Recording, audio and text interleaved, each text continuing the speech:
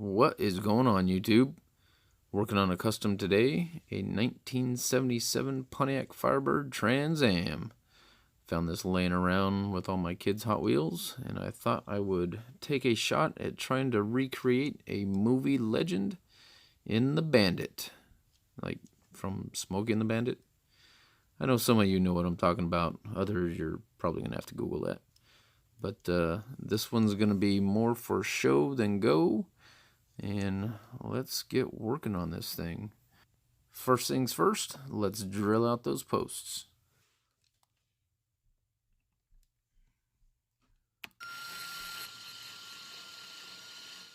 Once the posts are drilled out, I can see what I'm working with. Looks like the glass is in pretty good shape. I'm going to need to paint the interior to kind of match the original Bandit. I'm not looking for an exact replica of the Bandit, something that's pretty close, but I'll add some of my own little flavor to it. It looks in pretty good shape. To remove the paint, I use Citrus Strip paint and varnish stripping spray. This stuff works great. I've never had a problem with it, but I've also never used any other product to remove paint, so I don't know if there's something out there that's better. I've never felt like I've had to get anything because this has always gotten the job done for me, and I'll continue to use it.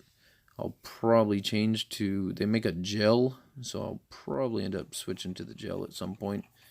It just, you don't have as much waste with the gel as you do the spray. Here it is with all the paint stripped. Turned out well. Looks like all the die cast is in great shape. I spent a little bit of time sanding it, trying to get all the pits and little scratches in the metal out. I wasn't able to get it all out, but hopefully the paint will cover most of that up. For all the highlights on the car, I used a Sharpie gold metallic marker. I wasn't sure how this was going to turn out, and when I first started, I thought I was initially just going to end up taking it off and restarting with something else, but it actually did a fantastic job. I was very shocked and pleased by how well it went on there. And being a Sharpie, it was very easy to use. There are a couple places where I kind of strayed a little bit, but I had some black touch-up paint. I just went over it with that and cleaned it up a little bit, and it all turned out real well.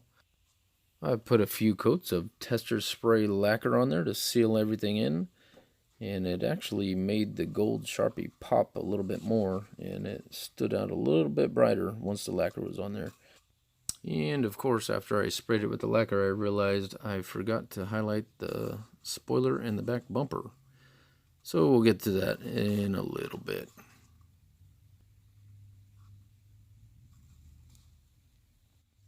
For the wheels, I'm going with the monoblock 4-spoke gold wheels, and I'll show you how easy it is to put these on. All you gotta do is crimp one end of the provided axle, slide the wheel on there, put the other wheel on. Just make sure they're not facing each other. Make sure they're facing away from each other. Put them in, slide them down, and clip the axle as close to the body as you can. And crimp the other end. And just like that. Easy as it gets. I will say these axles are fairly soft, so if you are using them and you go to put them in the car and to place them, I wouldn't put too much strain on them because it's easy to bend these axles. And the same thing goes for the rear axles. Crimp one in. I try and use just enough to get a good crimp in there so the wheel's not going to fall off, but not so much where it's sticking out and looks awkward. Slide the wheel on there again. Put the other wheel on.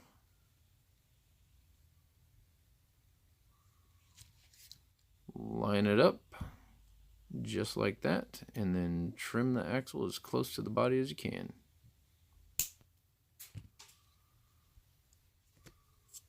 Crimp that in, and you're good to go.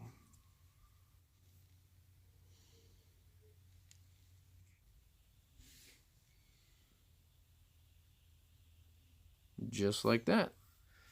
You got 2 axles and takes no time at all.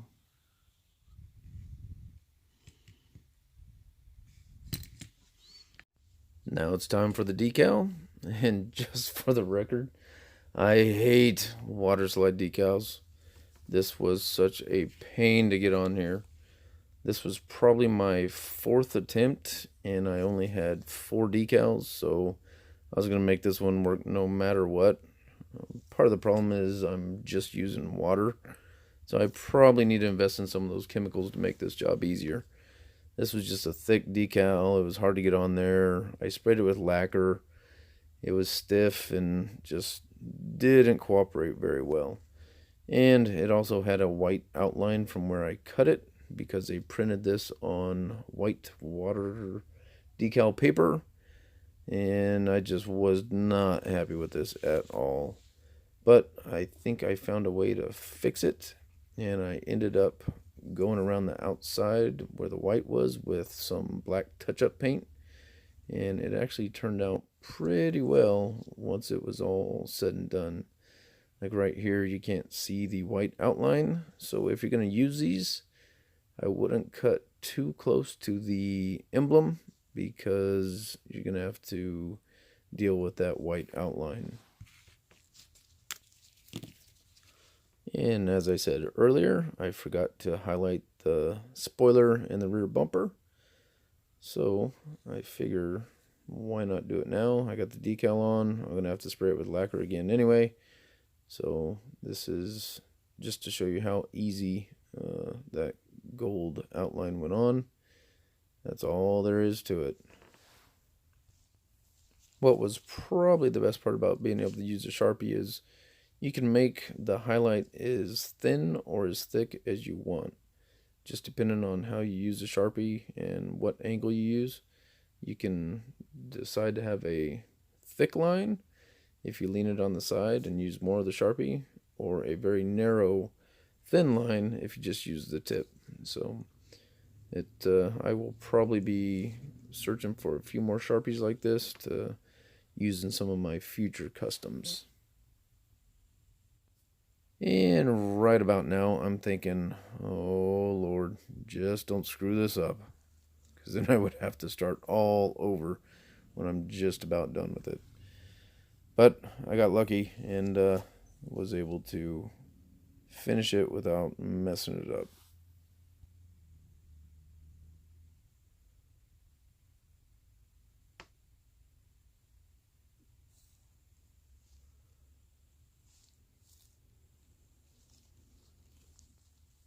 And I think this just goes to show how easy it is to use these Sharpies on these customs. If you're doing customs and for whatever reason you're not using Sharpies, you might want to revisit the idea, especially these metallic ones. They go on very easy. I wouldn't do anything other than highlights with them, because if you're trying to paint a hood or a whole car with it, you're probably going to have some issues and it's not going to turn out too well. But definitely a handy little tool I'm going to be keeping in my toolbox.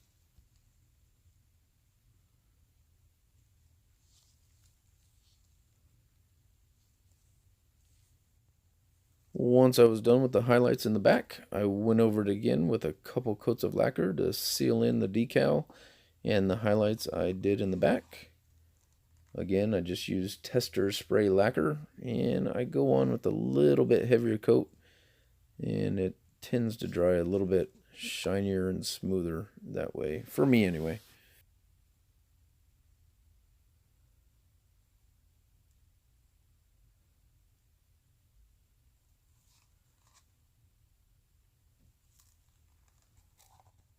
After letting the paint dry for about 24 hours, it was time to put it back together. I used Gorilla Glue to glue the axles and wheels in, and it actually rolls pretty well. I don't know if it's good enough to head down the 6-lane, but I may give it a try at some point. I used a chrome pin to go over the exhaust. It's the little details that matter, and I thought that was a pretty important detail. and I'm glad I spent a little bit of time on it. Let's get this Bandit back together and see how it all turned out.